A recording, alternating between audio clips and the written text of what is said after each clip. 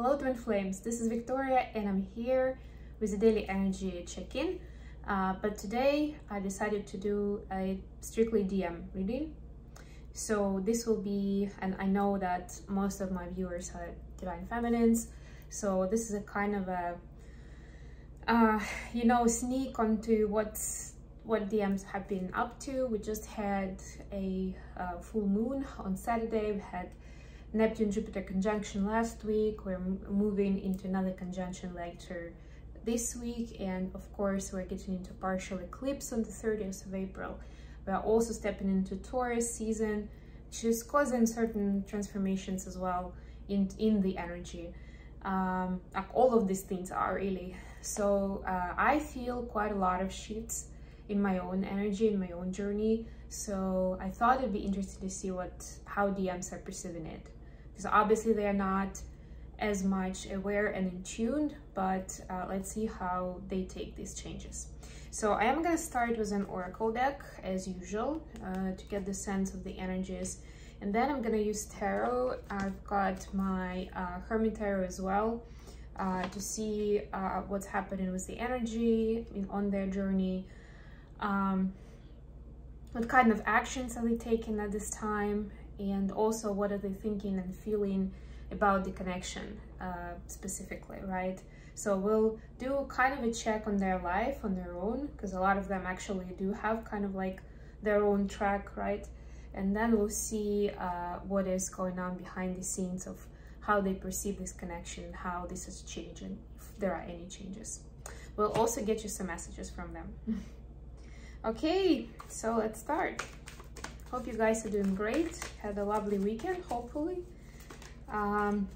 In this area, it was actually kind of touch and go, I would say, in terms of the weather, but we did have a nice day on Saturday, and we had a almost freezing day on Sunday, so you know, it's New York for you.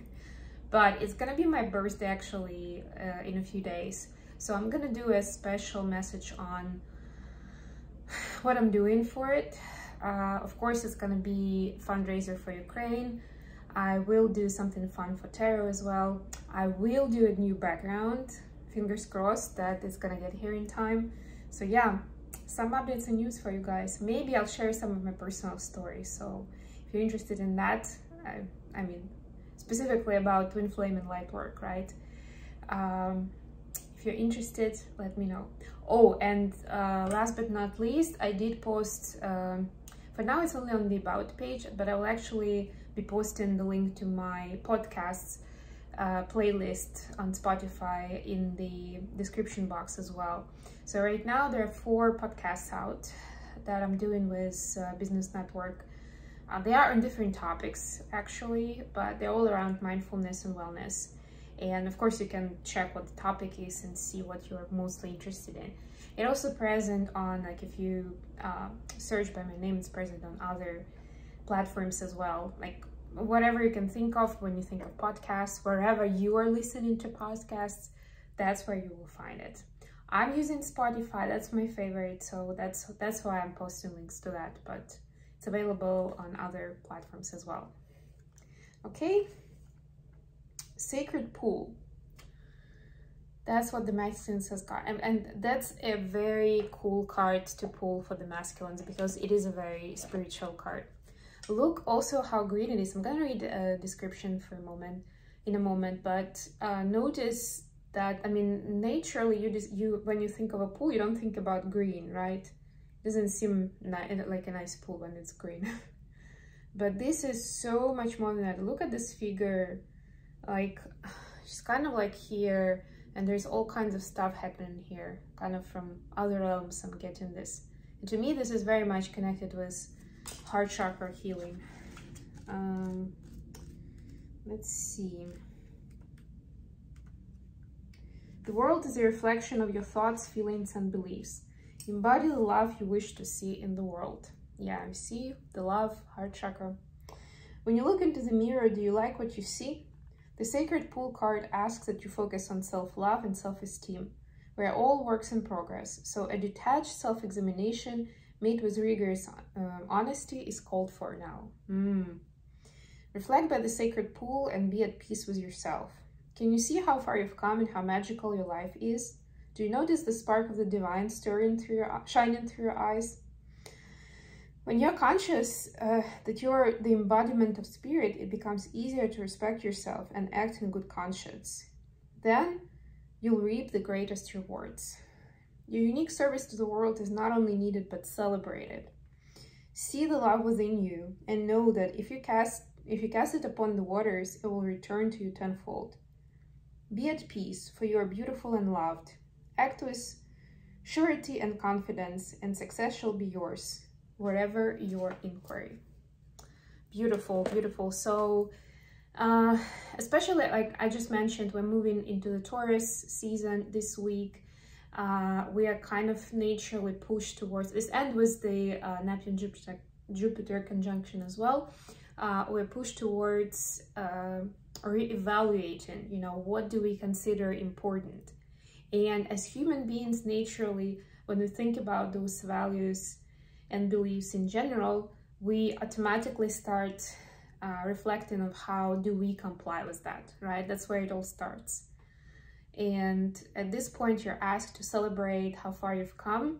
And even, that's what I'm getting, even if those new set of values or the new outlook on life is not going to be 100% to what you've been living towards, don't be too harsh on yourself. That's the learning process, right? We are redefining it for ourselves, identifying what is important, where do we want to go, and then we can take conscious steps to do that, right? To find means of getting there to our goal. So yeah, it is definitely an important part for the new phase. And now that we're still the kind of in the full moon energy, it's winding down now, we're in the third quarter, but still, it's still a great opportunity to sort of kind of evaluate your progress and see or adjust where you want to go next. That's what I'm getting as well. Okay, I'm gonna get some tarot cards for the energy check, and I've decided to use the movie tarot today. For some reason, to me, it is like with the imagery, with the artwork, it speaks of divine masculine energy, so I decided to use it. So let's see what's going on with DM collective energy at this time. What's happening in 5D? Okay, we've got Temperance and Six of Coins. Beautiful. Actually, both cards are about balance. So we just had full moon in Libra. It is beautiful. I mean, Temperance is actually Sagittarius energy, astrologically speaking, but it is about balancing the energies, right? They both are, but the focus is different. Like, this is more about balancing feminine and masculine. This is more about balancing give and take. And it could be on all kinds of levels, right? Let's just say what you give into the universe and what you get back, right? Reconciling it and balancing it out, working on what is it like, right? How does it work? How does reciprocity work, I'm hearing? What does it mean to be in a balanced state when you can be at peace? That's what I'm getting. That's the big question for the masculine right now. I'm actually gonna get the read the Temperance card, because this deck has a book, and major arcanas have some additional info. I actually opened right in the right page. So yeah, that's fun. Like, it's gonna be connected with the character in the movie. So I'm getting, yeah, that divine masculines are at the point where they want to come to inner peace. They want to be balanced so they can be more objective and not have to waste so much energy on like emotions and trying to reconcile situations where they have been reactive, where they have shown their emotions and then regretted it, right? They don't want to go that way anymore. But now the big question on the table is, what does it mean to be balanced? How do you achieve it? Let me see what the Temperance card definition is going to tell us. So this is Morgan Freeman as Alice Boyd Redding in Shawshank Redemption. Temperance goes at things little by little. Everything comes to he who waits. Maintain a work-life balance and find moderation in all things. Walk the middle line. Read on saying goodbye to a friend. This is a quote now from the character. I have to remind myself that some birds aren't meant to be caged. And when they fly away, the part of you that knows it was a sin to lock them up does rejoice.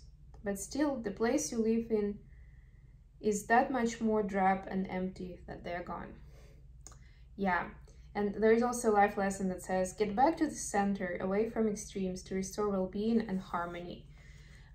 Sometimes it's about letting go of certain things, right? And it's not so easy to do.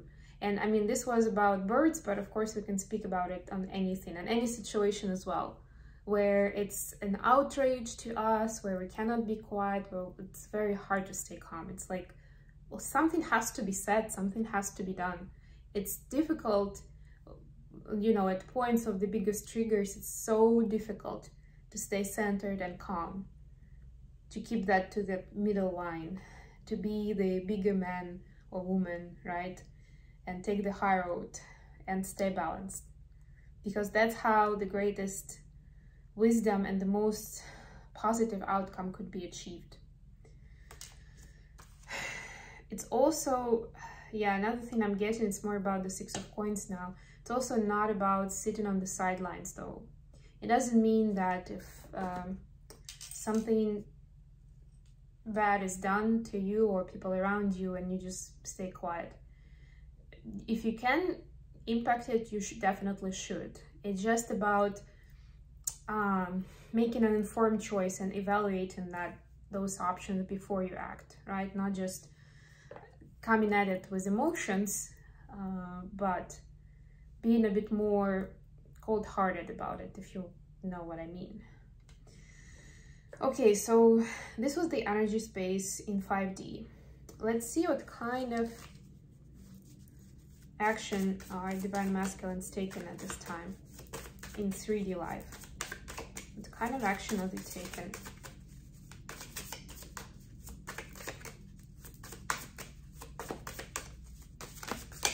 All right, got the Emperor and Five of Cups. Interesting. I'm also gonna read the Emperor. It's a good one. Yeah, so with these two cards, I'm getting that Divine Masculines decided to take matters into their own hands. Of what is happening to them, you know, change it from happening to them to happening for them, and where they can actually decide of whether to go with that scenario or to go some other way and choose, you know, something else. Choose joy and not sadness, right? Five of Cups, if you remember in the classic tarot, is about seeing the glass half empty, right? But you can also see it half full, right? It's all about your perspective. So, and really even in this one, you see Two of the Cups are upside down. And actually, like in this way, the way it's pointed, 3 cups are up, 2 cups are upside down. You can actually see it this way as well, right? And the same cups, there will be 2 cups upright and 3 cups upside down. So it's about what you make of it. And they are deciding to start creating their own destiny, going for what they were looking for. And with this one, the Emperor is actually an interesting context here with drinking and smoking and, you know, weapons, probably something precious in the box. It's about different kind of material values and gains, right? And deciding for yourself what is good for you, what is not following blindly what the society imposes on you. The Emperor is Al Pacino as Tony Montana in Scarface. The father figure, masculine strength, observing authority, embracing responsibility and upholding rules, a true leader. Know that building an empire starts with a plan and the smallest step. Tony Montana lays out the truth about America's power dynamics. In this country, you gotta make the money first. Then when you get the money, you get the power. Yeah, so you see, I was just talking about the material gains that define us. And the Divine Masculines are deciding to rewrite that story. Because when they think about that, they get into the sadness and grievances because of where they are, because it doesn't match to where they want to be in terms of these possessions. And deep down, they understand that that's not really what defines them, and it's not the most important thing in the world. But because of this society pressure, they cannot but think that way. The life lesson: trust your vision, build it, and they will come. Right, you know, like for some of us, it's not about following the, you know, well-beaten path. It's about creating your own trail. Love it. Okay. So now let's see what Divine Masculines are thinking about the connection. Yeah, I'm gonna use the Hermit Tarot deck here. I also got some clarifiers with the holographic tarot, so I'm gonna use that as well. So what are Divine Masculines thinking and feeling about the connection? Do you even see me that way? Anything else? Okay, I'm absolutely in love with you. Nice selection. Let's clarify. Let's clarify, do you even see me that way? I want us to get some perspective on where that is coming from. Need to be careful here with my decorations. You know, like, what is this about? Do you even see me that way? Please clarify. It's too many cards. Let's try again. Okay. Just keep falling out. Anything else? We got another Six of Pentacles, so it makes sense. And Temperance. Oh, you cannot make this up. Oh my god. Temperance and Six of Cups, Six of Coins. Exactly what we saw for the main energy. I'm absolutely in love with you. Please clarify this card.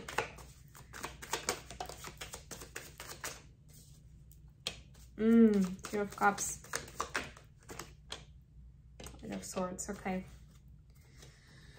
So,